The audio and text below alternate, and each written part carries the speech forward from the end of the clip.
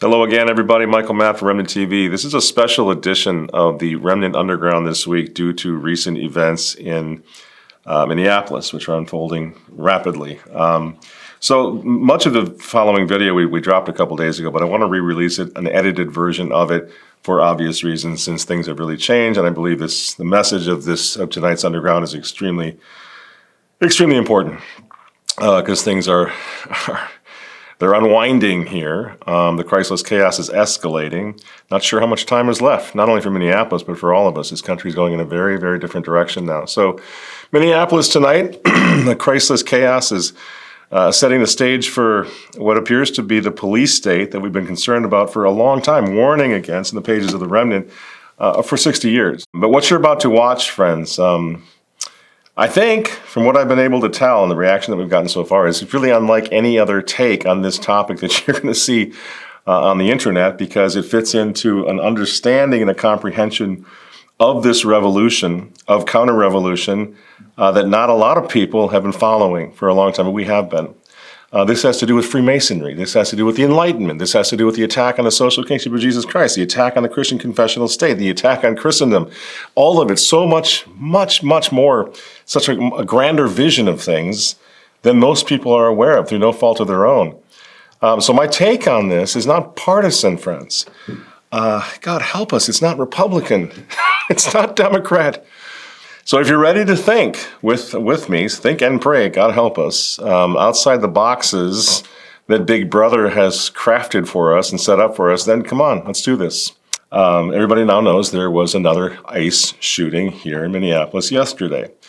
And it really doesn't matter what any of us thinks about the videos, the video evidence, right? You saw a killer trying to wipe out cops when you looked at the video. I looked at the same video and I saw a guy getting killed while trying to defend a woman. Now, there's no reason for us to talk about this anymore because we can't see it. We obviously don't inhabit the same reality anymore. And that's because much of our reality is virtual reality, filtered through the screens, right? Prepared for us by Big Brother, by the agents of chaos, by the agents of mass psychosis, if you will.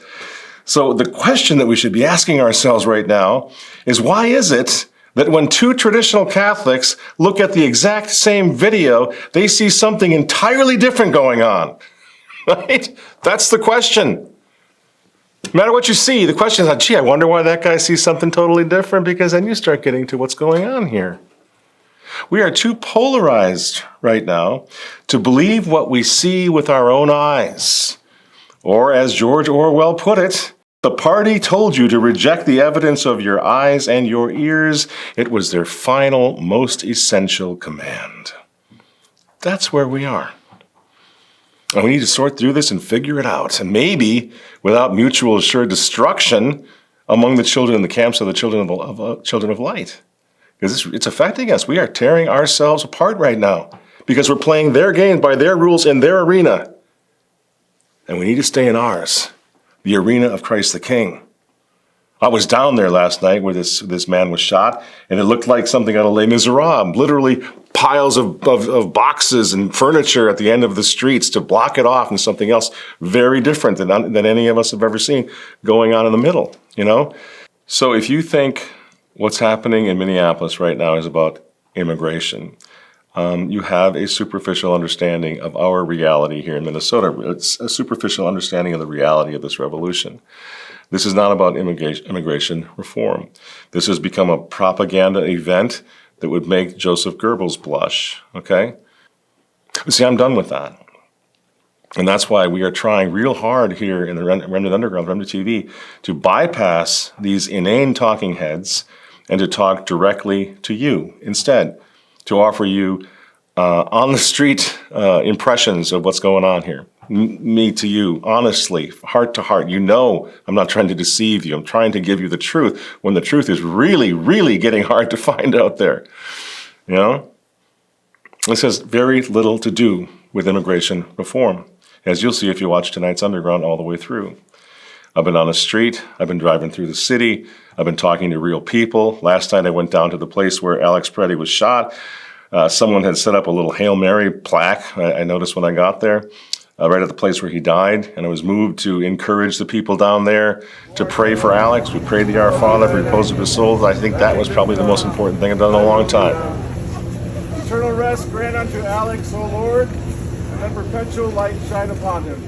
So what I'm saying, friends, is that just for a moment last night in the streets of Minneapolis, I saw our Christian soul revive itself, if you will, and began to sort of struggle to break through the rotting corpse that is our city now. There was a glimmer of hope. We felt it, right, through prayer and through turning back to God. But we need to keep that glimmer of hope alive. We need to keep the light of Christ burning in the darkness, right? We need to unite the clans. We need to proclaim the kingship of Jesus Christ now louder and with more fervor and faith than ever before. That's what's missing from all this. Christ is missing. We can tell that by the chaos that has taken his place, especially now in my city. So we cannot give up hope on his return. St. Paul tells us that even if our enemy is hungry, we need to offer him food. We need to stay human. We need to stay Christian. We cannot become the enemy. We cannot lose compassion. That's what they want us to do. We cannot do that. They want us to become them, these demons. Can't do it. We cannot lose compassion. We cannot lose our humanity. If we lose our compassion, we lose our humanity. We lose what it means to be human. And when we lose our humanity, we lose our soul. So please watch and share tonight's video. What's happening here is not what it seems, but it's coming to a city near you. It's not going to stay here. It's just where it's being tested out. It's being test-driven in Minneapolis. But everything's an illusion on TV. Everything's an illusion, what we see online, everything. Except for one thing. One thing is not an illusion. The thing that will save us, and the thing that tonight's Remnant Underground is all about. So thanks for watching. Please pray for us and pray for the city of Minneapolis.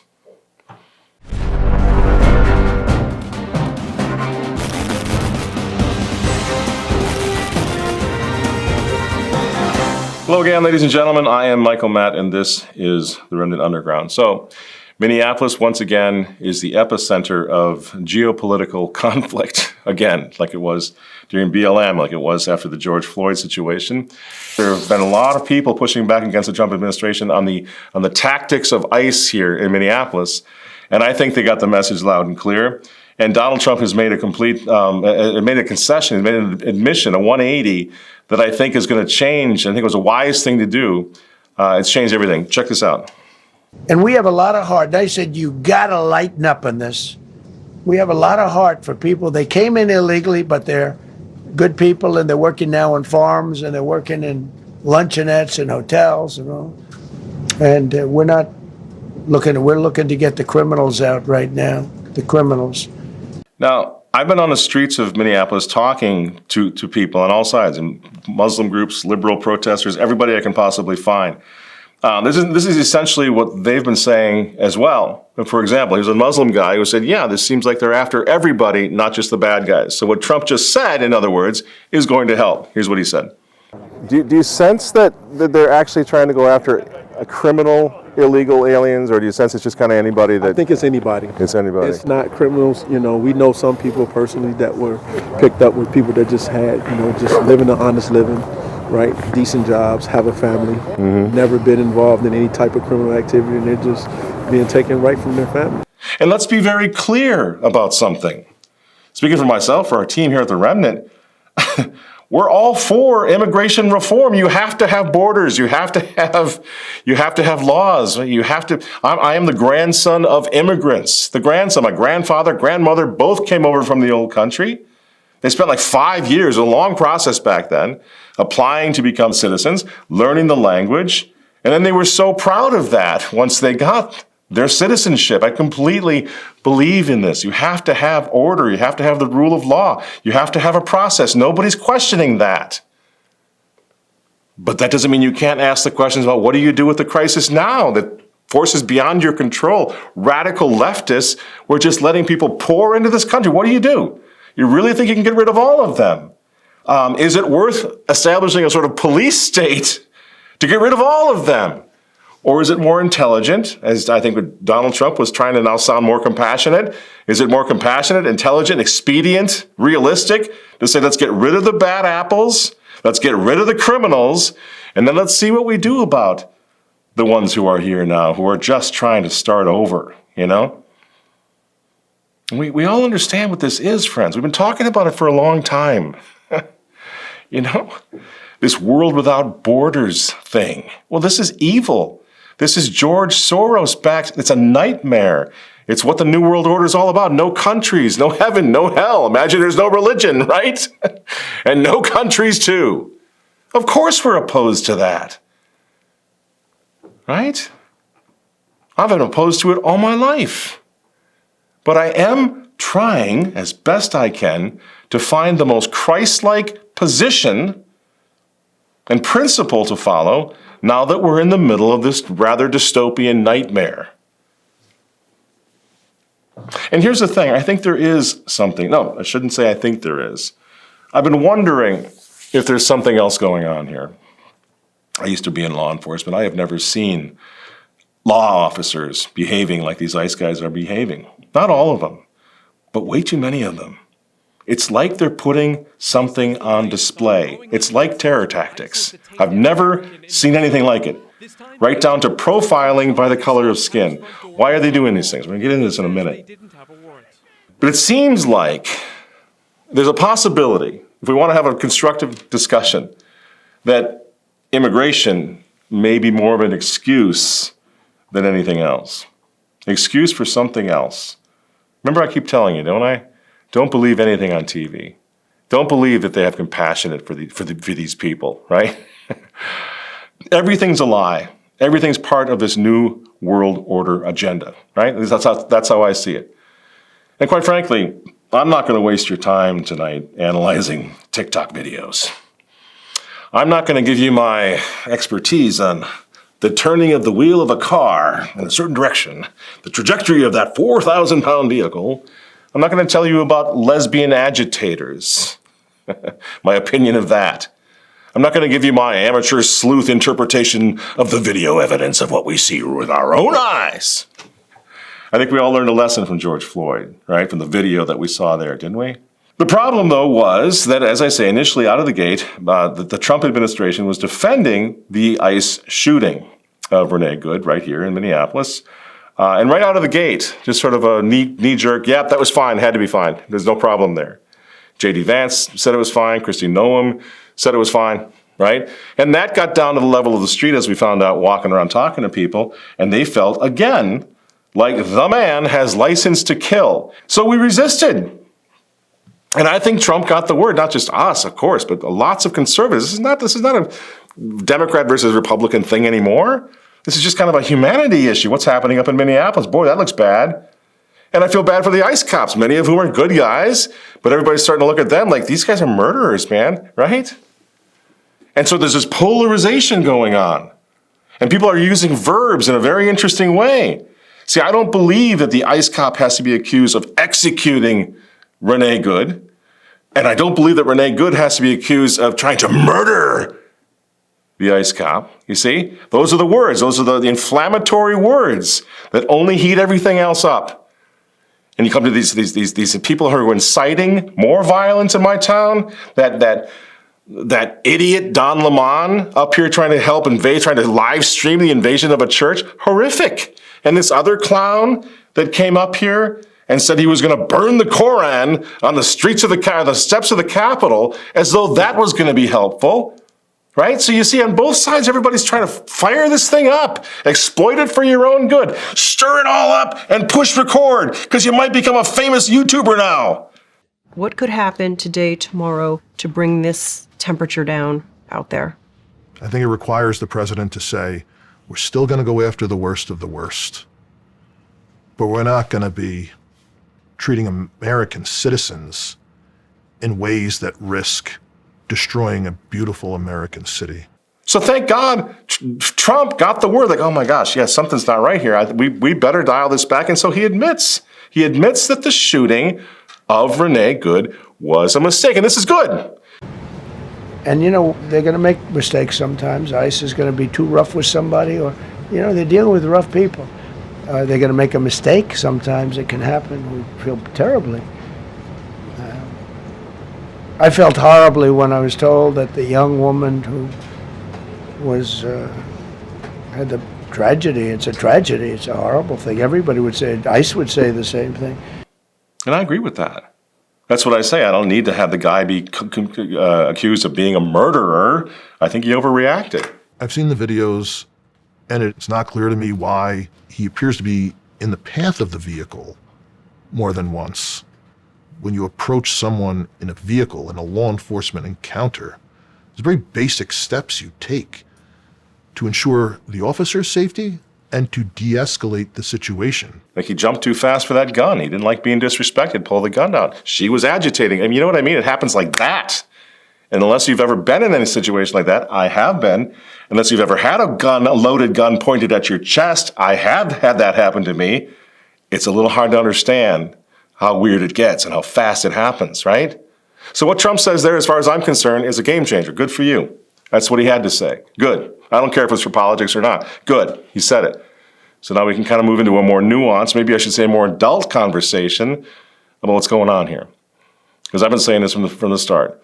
And actually, if you are a big Trump supporter, then yeah, I think you need to tell them, you need to get the word out to the Republican Party, to the Trump administration, tell them to back ICE down in Minneapolis before this policy just hands victory over to the lunatics in the Capitol. So if ICE agents see that there's a person like Ms. Good impeding their investigation with an automobile, the vehicle, then you de-escalate that. You arrest her later, which they could have done easily.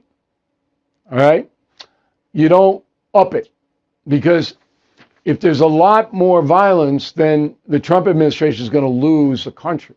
He's absolutely right. And he's a huge fan of Donald Trump. This is not, again, these are not liberals or just a bunch of liberals out there that want open borders who are trying to speak to this issue. No, not at all. We're people, we're conservatives who care about our country, right? Want the best for everybody, you know? I mean, think about it, friends. If I oppose these tactics, these ICE tactics, if I oppose federal troops in my city doing this kind of thing, this does not mean that I have somehow lost sight of the fact that our Governor Walz, is a certifiable maniac. In fact, I'm concerned, my big concern is the establishment of a police state in America. I will die on that hill. I do not want that to happen. Governor Walz is a guy who had himself going a little police state right here in Minnesota during COVID. He's good at it. It was so bad finally that I found myself out in front of his house screaming, shouting non-compliance to his face. Governor Walz, you say that you are going to save us from the COVID. Governor, we would rather die of COVID than die of tyranny. We will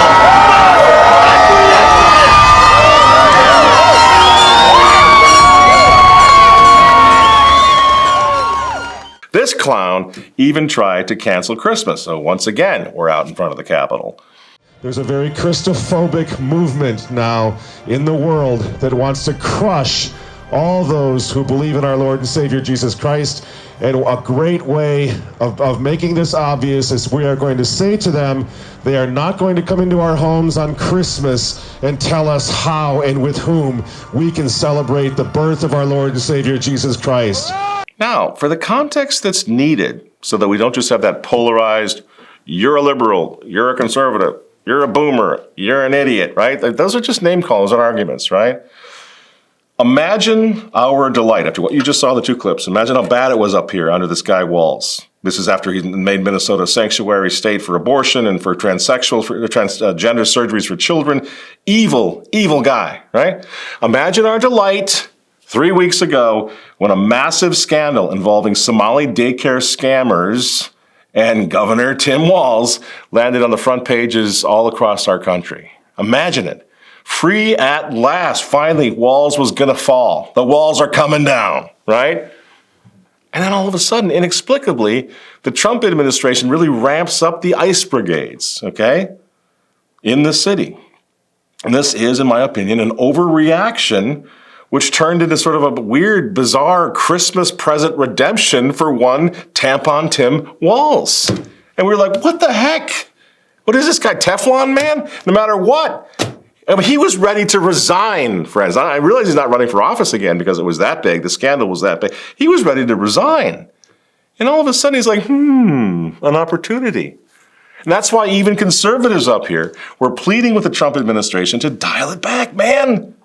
We're not actually that terrified of the illegal aliens, the immigrants, that we want walls to be rehabilitated. Dial it back. And this isn't because we want to protect immigrant criminals and rapists. I know Sean Hannity loves to show you those lists and pictures of all the rapists and all. Nobody's trying to protect. Everybody wants those people locked up, thrown in prison, throw the key away, of course. Targeted, precise, pre-planned operations on violent offenders. That is a good thing. We're trying to protect criminal aliens, but this is because this kind of thing, I'm going to show you in a minute, this was playing right into the hands of the crazies like Tim Walz and Mayor Fry right here in Minnesota. 6 days after and 2 blocks away from where Renee Good was killed, Alia Rahman, a U.S. citizen, was trying to get to an appointment at a traumatic brain injury clinic when she came upon ICE officers who were blocking traffic after arresting 4 people.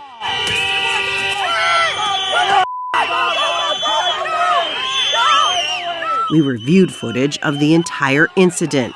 Rahman's lawyer told us she was overwhelmed by conflicting commands from ICE. And so when Walz and his team and Fry and his team, when they were outraged by that, we were like, yeah, so are we. What the heck was that? What are they doing?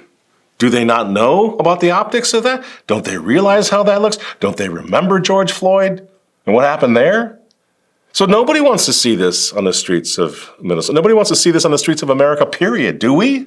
So we gave them that. All of a sudden they had a real cause instead of the lying causes they've been having for a long time, like Mayor Fry naming whatever the date is, Abortion Providers Appreciation Day in Minneapolis. That's what we're dealing with. And all of a sudden they had a legitimate cause. Like, why are you guys now coming in here like this, like Gestapo agents, and beating the crap out of brown people? If those cops works for me, they'd have a problem right now. And again, illegal immigrants are simply not enough to justify, turning our country into a police state. And that's been my argument from the start. Is this a big enough issue to warrant me saying, yeah, baby, bring on the police state? Because I know where that ends. Every student of history knows that doesn't end well. The police state. It's complicated, obviously, but it's also very ugly. To watch someone shoot a U.S. citizen, especially a woman, in the face. You can also see the point of view of the people that say, yeah, but you don't want militarized people in the streets just roaming around, snatching people up, many of which turn out to actually be U.S. citizens that just don't have their papers on them. Are we really going to be the Gestapo? Where's your papers? Is that what we've come to? So it's more complicated than I think people want to admit. And this is the thing. And this is where I'm out on not on a limb, but I just can't shake this feeling that something else is going on here. I don't think this is even about immigration. I truly don't. I don't believe it is. Because I think if the ICE cops really wanted to get the bad guys out of our streets, the bad illegal immigrants who are criminals, they would just start disappearing in the middle of the night, like those kind of cops always did. They would have files. They would know where these guys are. They would infiltrate, and they would take them out. And I'm looking at the street, I'm driving around the other day, they're running around like, here we are, ding, ding, ding, ding, ding, ding, ding, ding, ding, we're the ICE cops, hello, hello. So people have different theories for what's going on here, and many of them, as far as I'm concerned, like maybe, could be, I wouldn't be surprised. And as a traditional Catholic, many of you in this audience are not traditional Catholics, I presume, so you have to understand, you got to cut me a little slack. Because for me, it all goes back to our foundational raison d'etre, the reason to be, the reason that we're here. It's all about the collapse of the Catholic Church, okay? I think we can almost say that this is the state of the anti-Christian era. That's how history will record that. The anti-Christian era. That's where we're headed now. And this post-Christian, anti-Christian state is so diabolically disoriented. Do you know why? Because the human element of the Catholic Church is equally diabolically disoriented, babbling away about synodality to the point where nobody gives a darn about them, about that church as a moral authority or a moral break or somehow an impediment to what's going on. And this means, tragically and terrifyingly enough for us, it means that politics and politicians have lost what? They've lost their moral watchdog. Do you see any checks on your power on the world stage? Is there anything that could stop you if you wanted to? Yeah, there's one thing, my own morality, my own mind.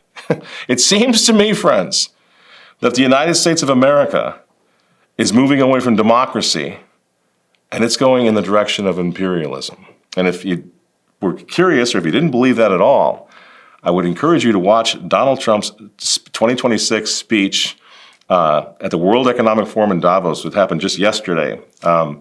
Watch that and tell me what you think. You know, because our country is on a different different trajectory, shall we say. And we put good excuses on all of it, which we can debate whether or not they're legitimate or not, legitimate justifications or not. But the fact remains our country is bombing multiple countries right now, all over the world. Drone strikes all over the world, including Somalia. Oh my gosh, we've just been hitting Somalia. People don't know that. And then the United States is forcing these regime changes, almost like to show might. We can change your president. We can go in and get you. We can take you out, right? This is not the same non-interventionist, the good old G.I. Joe, American generation, the greatest generation attitude that the world is used to. It's changing dramatically now. Greenland, we're just going to start doing land grabs because we can, right? All of which we can discuss in another show. I don't want to hear all the different arguments why you think this is okay and that's okay, whatever. I'm just saying this is what's happening. This is what the world is seeing. I'm getting mail and letters from people in Denmark going, oh, what the heck? What are you guys doing? My country is loathing you right now. They're hating the Americans. We've never felt this way before about you guys. What's happening? Right? So there's big change, right? And the thing that the U.S. is not doing any of the things that I just said, and it's is interesting because I almost respect this aspect of what Trump is doing. There's a certain bizarre honesty to it. We're not doing any of this for the people. We're not doing this for democracy. You remember George Bush? 1,000 Pinnacles of Light doing this for democracy. It was such a crock, and we knew it was. But they don't like our freedom and our democracy, so we're going to go bomb them. And this was during 2003, the Iraq War. Like, whoa. We knew it wasn't true. It was neocon Barbara Streisand. Now, today, the Trump administration, nope. We're doing this for the oil. Yes, we are. This hemisphere is ours, and we're doing this to have global dominance over it. We're doing what's best for us. That's the attitude. But that's always been the case. It's just that the fig leaf is gone. And guess what? In a weird way, as I say, I sort of appreciate the honesty. At least we don't have to deal with the Barbara Streisand anymore. We're upfront about it. We didn't blow up Iraq back in 2003 for democracy, for the people of Iraq. And we killed them and drove them all up into Europe, blew their country apart. Democracy had nothing to do with it. That was a lie. We did it for oil. We did it for power. We did it for Israel. Everybody knows that. So at the very least, Trump is not pretending to be altruistic. He evidently sees himself as America's emperor, the Caesar, the king. He had much as admitted it in Davos. Usually they say he's a horrible dictator type person. I'm a dictator. But sometimes you need a dictator. Now, whenever we do a video and we mention the phrase New World Order, YouTube flags it and says this is a crazy conspiracy theory and beware of this channel. So I think it's interesting that after the Davos speech, the New York Times, of all people, the old gray lady, they explained it this way. They said, experts say, quote, that Trump is setting up a direct competitor to the United Nations. And the latest example of Trump's attempt to build a new world order with himself at the center, end quote. So the Great Reset, the New World Order that Klaus Schwab was talking about, that's poppycock. There's another one that Trump has in mind. And we can discuss all day long whether it's going to be better, good, whatever. But I think that's what's happening, right? Seems pretty obvious. And you get my point. We are looking at the Great Reset led by a U.S.-Israeli diarchy, essentially. I mean, at Davos, again, Trump basically boasted, that that's what he was doing. He comes right out boldly and he hosts this thing called the Board of Peace with Tony Blair, the other big war criminal from 2003. Sets up the Board of Peace to rebuild and reset Gaza according to the image and likeness of Trump. He signs this Board of Peace thing with 24 countries, none of which were European. This is in Davos, just yesterday, as we're shooting this tonight. The board is a competitor to the United Nations. We all hate the United Nations, so that's interesting. I get it. This, as Rogan said, this is all very complicated, right? But it's a new world order with Trump at the center. In other words, Trump is flexing all over the world. Regime changes, drone strikes, countries all over the place are getting hit right now. And for all the good reasons, don't get me wrong. He wants Greenland. He's taken over Gaza. Why? Because he can. And if Trump decides to invoke the Insurrection Act, elections may have to be suspended for our own good. That's what Zelensky did.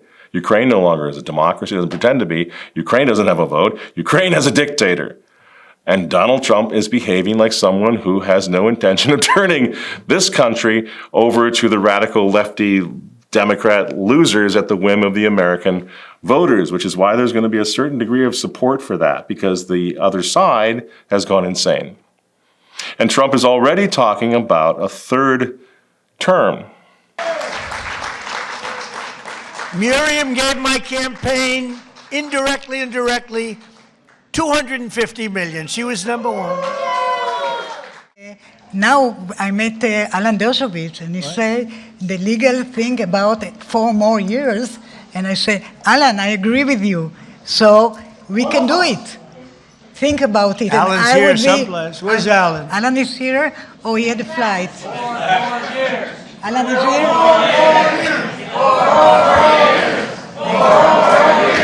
Now this lady, if you look at back in 2016, she's standing right behind Donald Trump on the dais. She had the best seat in the House for the latest inauguration 1 year ago.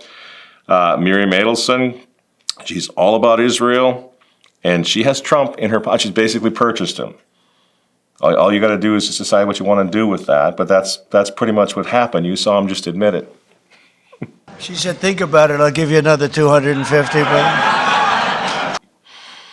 So, what does all this have to do with Minneapolis? Well, all of these questions are going round and round, right? So we're not just talking about immigration. We're not just talking about ICE in Minneapolis. We're trying to put everything that's happening in our little town, and our town is small, a little flyover town, right?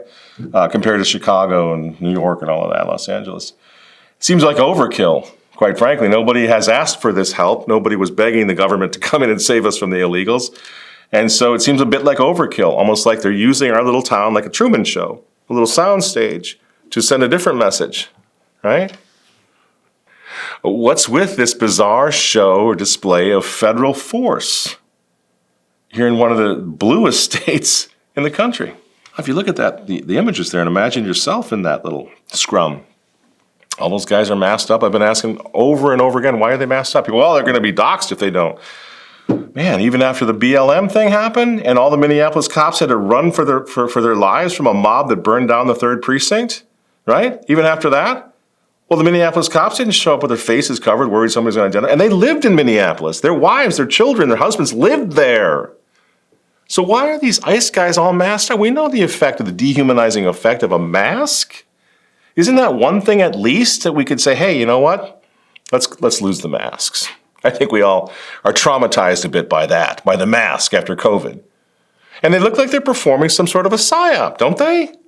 It's like a terror tactic. This is only policing. The only policing I've ever seen that resembles this or reminds me of it were these weird videos of communist Chinese police or North Korean police.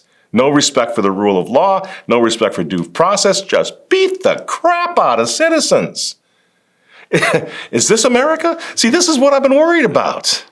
I worry much more about that on the streets of America and the precedent that that sets than I do about the illegal immigration problem, which is a big problem, I agree, but a police state?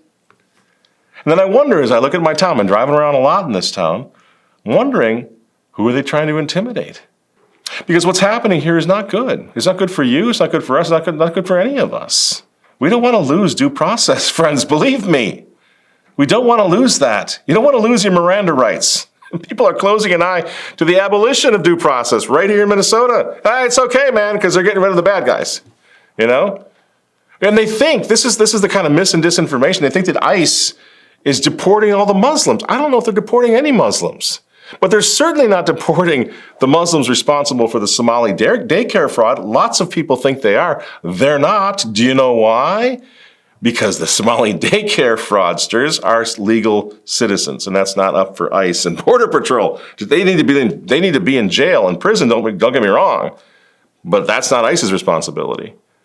The reality is that 94% of the folks deported are going back to Mexico and various South American countries.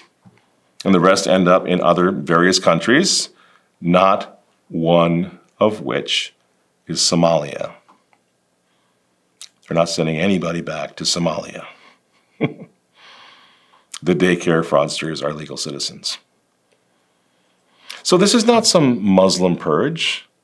This police brutality seems to be police brutality with another purpose, and we're trying to figure out what it is. Oh, Jesus! Hey! Stop kneeing him in the face! That's his face! Stop it! What did you think of? You thought of the George Floyd arrest, right? Why would ICE cops in Minneapolis stage what looks a lot like the George Floyd arrest? Wouldn't there have been a directive before any of this started? Whatever you do, don't kneel on the guy's neck, don't kick him in the face, right? Anybody you get, don't do that, because that's going to be gold for the left and gold for the media. So why do they do it? Are they incompetent? Is it on purpose? You know? Who was that poor guy? You know, he's another citizen. But the traditional, the conservative guys, the Christian pro-lifers are saying, we got to send that bastard back. Pronto, man. Get him off the street. But what if he has no country to go back to? Because maybe we helped blow it up. This is a memo that describes how we're going to take out 7 countries in 5 years, starting with Iraq and then Syria, Lebanon, Libya, Somalia, Sudan, and finishing off Iran. So what do we do with the folks who escape from those countries? Bark at them to get the hell out of here? Call them a bunch of little foreigners for taking our jobs? Really? That's what you're worried about? They're going to take your jobs or the jobs of your kids? The last time I was in Florida recently with my family, guess what served us our meals at the local restaurant in Florida? It's so bizarre. And honestly, friends, I'm far more concerned about this weird globalist surreality, artificial intelligence, this dystopian future that they've got in store for us than I am about this guy living next door to me. Really? This is the latest on a growing list of incidents where ICE has detained an American in Minnesota. This time, agents bursting through Chong Lee Scott Tao's front door in St. Paul. He says they didn't have a warrant. They pointed a gun to me and my daughter-in-law, and then they told me to come out here without my clothes on. Bystanders captured agents walking a handcuffed Tao through the snow. And then the other weird thing, I'm gonna let you go because I know I'm going long here. People say, well, yeah, these guys gotta obey the government, man. If they would just obey, they wouldn't be getting in trouble, you know?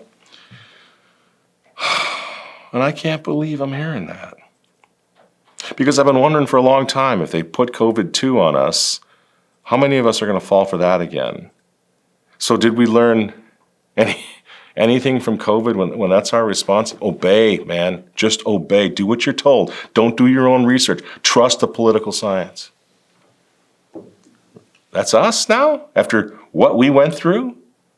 And besides that, I grew up during the Cold War. Alexander Solzhenitsyn was a household name. George Orwell was more prophet than novelist. And we knew, from books and movies and everything else, that fear of Big Brother was the rocket fuel of the Soviet regime, right? Chinese communists, Russian Soviets, German Nazis, what? They all preached the same twin doctrines of obedience to the state. You must obey, right? And absolute loyalty to the party. Yeah. You will be loyal to the party. Is that going to be us now? I mean, that's a much bigger problem for me than illegal immigrants, especially now that the southern border is closed, right? The problem has been nipped in the bud. If the southern border was open, that would be different.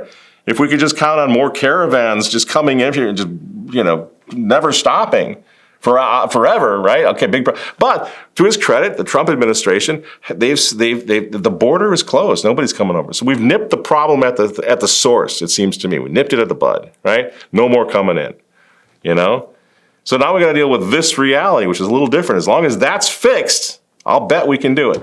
I'll bet America's big enough and has enough ingenuity and maybe even so Christian enough to figure out a solution, right? That works for everybody. Without being a spongy, squishy liberal that says, you don't need citizenship, who cares? Yes, you do. We got to fix this. How do we do it? We went to the moon, so they say. Now, right here in Minneapolis, somebody got shot the other day, right? We all saw it. Not by an immigrant, but by a federal federal officer, right? Another one got beat up. A bunch of them got beat up. Everyone's terrified here. I went out again and talked to them. They're all scared. They're terrified. And it just seems weird to me that tucked safely away in our little suburbs, we conservatives are going to lecture the inner city folks, most of whom are a little darker skinned than we are, if you know what I mean. We're going to lecture them about how they need to obey the feds.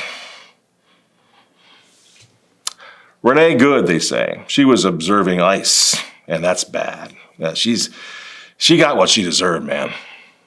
And besides that, she was a lesbian.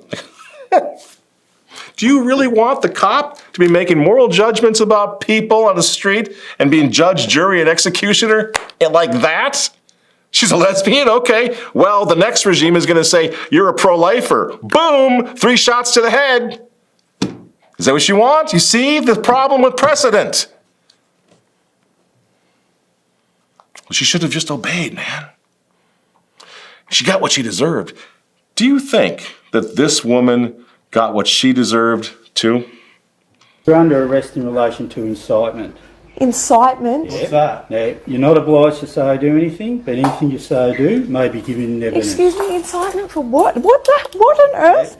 Yeah. Excuse me, what on earth? Just put your phone down. Can you record this? I'm in my pajamas. What's this? I have an ultrasound in an hour. Yeah, she's pregnant. In relation to a Facebook post, in relation to a lockdown protest you put on for Saturday. Yeah, and I wasn't breaking any laws by doing that. You are actually. You are breaking the law. That's why I'm arresting you in relation to incitement. How can you arrest her? That's in front of my 2 children. You remember that? There were so many stories like that. And when they were dragging us, our people, out of our homes and into detention camps down in Australia especially, I kind of remember that we called them heroes for being this guy, if you will. Refusing to comply. And weren't we all sort of doing that? When we were all sort of violating the COVID orders with our big Christmas super spreaders, when we were accused of trying to kill everybody, kill our neighbors, kill their kids with your super spreaders, and you're not wearing a mask, you're not getting vaccinated. Remember? And we're like, okay, pound sand. But now we're against that? Now we're against civil disobedience? And so we watched the cops. We had citizen journalists going in with cameras to see what they were doing, trying to enforce what was happening, what was really going on, because we were all being lied to. And we were the bad guys who dared to disobey the feds, man. Here in Minneapolis, now, today, even the police are holding press conferences over the tactics of ICE and the concerns that everybody has. Immigration enforcement is necessary for our national security and for local security. But how it's done is extremely important. Recently, as the last 2 weeks, we, as law enforcement community, have been receiving endless complaints about civil rights violations in our streets from U.S. citizens. We started hearing from our police officers the same complaints as they fell victim to this while off duty. Every one of these individuals is a person of color who has had this happen to them. So now what? Defund the police? Is that what we're going to do? You see, friends, here's the thing. I don't want federal troops in my city because I don't want that precedent to be set ever. Why not? Because I don't trust the federal government ever. Ever. I don't care who's in charge. The FBI was infiltrating our Latin Mass churches a few years ago. And you're like, obey the man now, because those are our federal agents. It's not the way it works for me. And quite frankly, I am very glad that there are people out there right now observing ICE. Not because I think every ICE officer is bad or criminal, not at all. But I'm glad somebody's observing the police because that's the job of the media. That's the job of concerned citizens. Because these officers are what? They're masked up. We don't know who they are. They refuse to wear body cams. Why are they refusing to wear body cams? They don't bother with little things like warrants. They don't use the Miranda rights. They don't use due process. They've thrown it all away. And these are the last restraints on a corrupt state, friends. Even a corrupt state like mine. I want those rights. I want those little flimsy protections, the last little bit of protections that I have against a godless dictatorship in the making, right? Offer some protection against lawless anarchy. As Thomas More said, I give the devil the benefit of the law for my own safety's sake in the name of getting after something like illegal immigration, right? We need immigration. If we tear down the rule of law to get after that and fix that problem, right? What happens after Trump is gone? Let's say Trump is lily pure, right? But I want you, if you're a big supporter of Trump, I just want you to ask, what happens after he's gone? What happens when President Mark Levin decides that anyone who questions Israel is a domestic terrorist and we need to eliminate their due process, the rule of law, in order to get them off the street, put them in a van, and take them out to a camp somewhere? What happens then? You say, well, that's never going to happen, not here in America. Really? Well, here's a funny thing. It's already happening. Picture to make sure it's you. We're not sure. Okay. Is that your account? I refuse to answer questions without my lawyer present. So I really don't know how to answer that question either well, way. like I said, you're not going to jail. This is freedom of speech. This is America, right? And I'm a veteran. And I agree with you 100%. Okay. We're just trying to see if it's you, because if we're not talking to the right person, we want to go see who the right person is. Okay, how can I help you? So pretty much it's just a statement that was made as far as, verbatim, it says the guy who consistently calls for the death of all Palestinians. That's what I fear is coming for us all. We already saw it during COVID. I'm concerned it's going to come sooner than later. They're already stopping people like us from flying into the UK. God knows why. Some people say that there's plans even for the United States of America to control who leaves and who comes into the country, depending on your position on what's going on over in Gaza. That's coming, right? We just saw, Walter just pulled out a story before we start shooting tonight about a new law as of 2026, Walter, is that it? All cars manufactured are going to have a kill switch, which means government law enforcement can kill your car whenever they want, stop your car. That's what's coming, friends, for all of us, if we don't stand up for the rule of law. Always, even for people who are criminals, they have rights. And those rights have got to be afforded to them for your own safety's sake, for all of our safety's sake. Otherwise, pro-lifers, you're a pro-lifer? You're a terrorist. Call in the goon squad. You're a homeschooler? Aha, child abuse. You're teaching your kid about one man, one woman marriage? Is that what you're doing? You're a child abuser. We need to take you out. Papers, please. You see? This is why I do not support the federal government having the power to round up anyone, me, my neighbors, and treat them like dogs in the street. But scenes like this in Minneapolis, where one officer drags a woman and another points his gun at bystanders, have raised questions about their conduct. And yet, This past week, the Department of Homeland Security posted a message from White House Deputy Chief of Staff Stephen Miller telling ICE agents you have federal immunity in the conduct of your duties. Do you want that? Are you that threatened by illegal immigrants?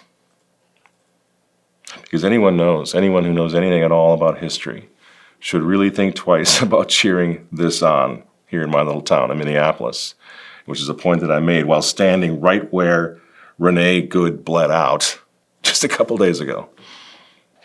So if this makes me bad for asking these questions, for talking to people on the street, if this makes me a bad MAGA conservative, so be it. Friends, I'm too old to care. I can't help that. I've been there, done that anyway.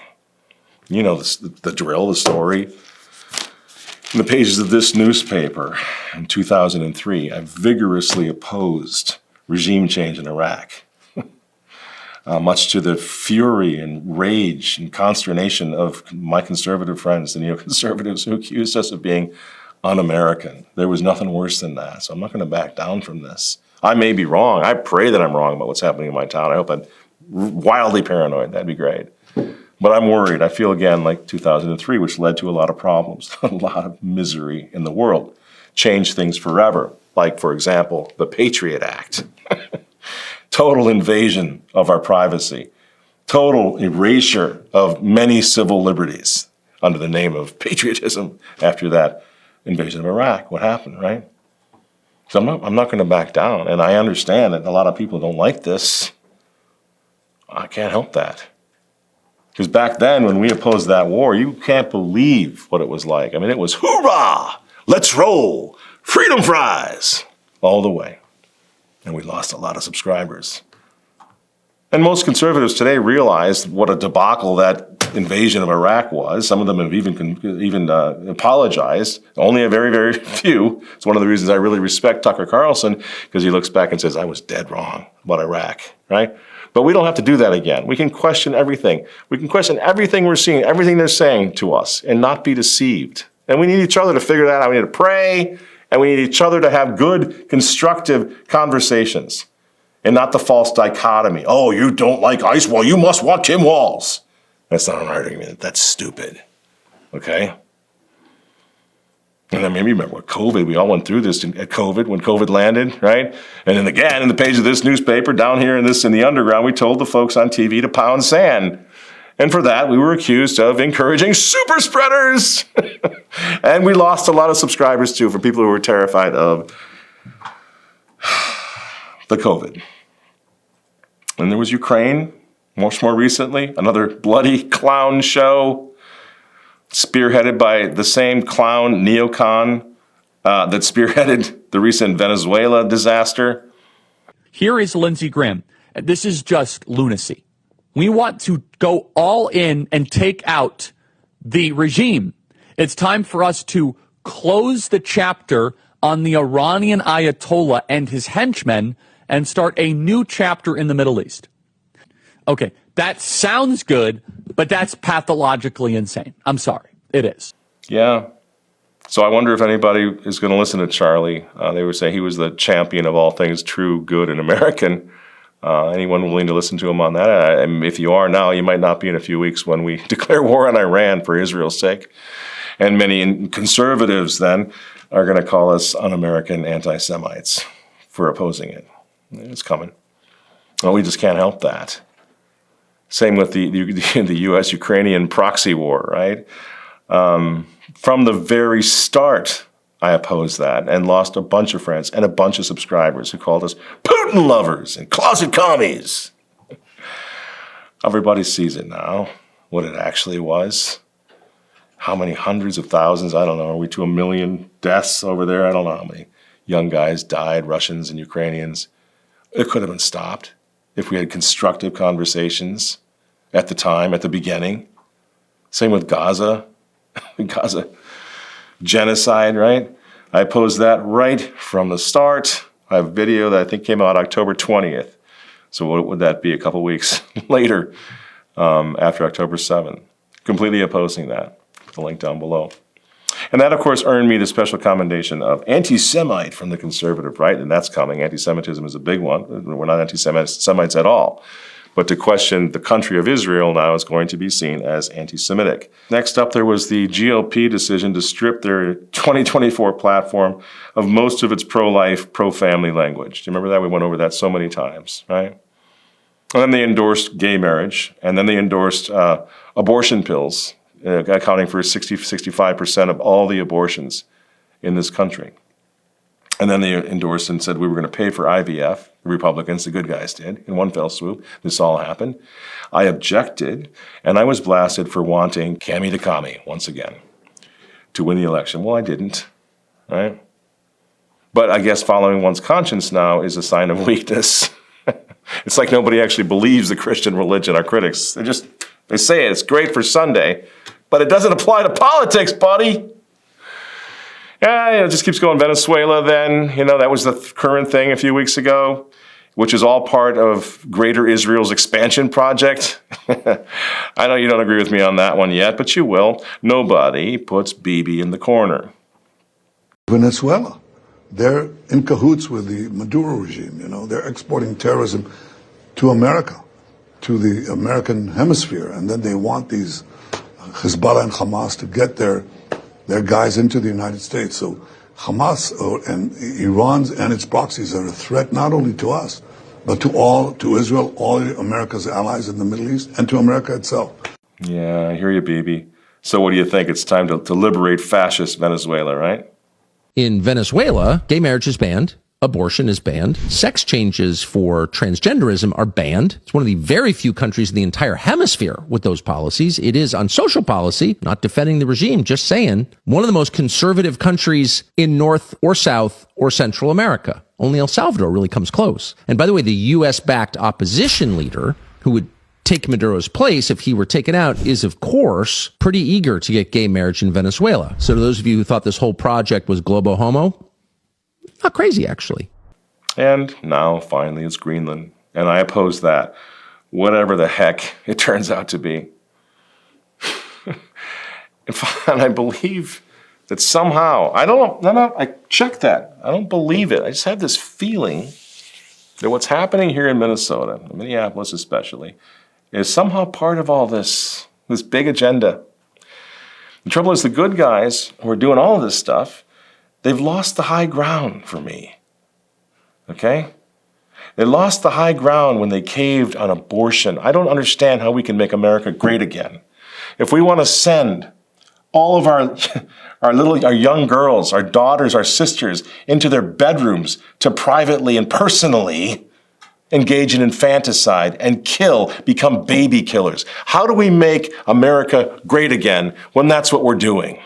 How do we make America great again when we boldly support gay marriage, an attack on the family, the nucleus of society? How is that ever going to make America great again? And this is the stuff that matters most to me. I'm sorry that offends you, because I will not become them. I want to die knowing that I kept my soul in shape, that I honored my God and his command and the command and laws of nature, that I never sold out in order to save my skin. Not everybody feels that way. That's how I feel. And I believe the good guys lost the high ground when they began partnering with those who are still waiting for the Messiah and who are boldly defying the kingship of our Lord and Savior Jesus Christ. I find it difficult to ally myself with that. I cannot support any New World Order on these conditions, on these grounds. Why not? Because I am a follower of Jesus Christ, the King, not a Republican. I'm not a follower of the Republican Party. I take a Christocentric view of world affairs. I take a Christocentric view of world history. I take a Christocentric view of everything. Why? Because I'm a saint? No, because that's what I learned. That's what I was trained to do in Catholic schools. That's how priests and nuns and parents taught us to navigate these waters, to make it through this life, to keep your soul and your sanity. everything happening in the world today must be considered in the context of hell's global war on the mystical body of Jesus Christ. Everything. Nothing exists outside of that war. Not for us. No, I do not stand with Tim Walz. I do not stand with Donald Trump. I stand with Jesus Christ. And my advice to you, dear friends, is this. No matter what happens next, and it might not be fun, it might not be good, but whatever it is, love your neighbor as yourself. Love God above all else. And then, and only then, the people in high places, the people on TV, will have no power to deceive you ever again.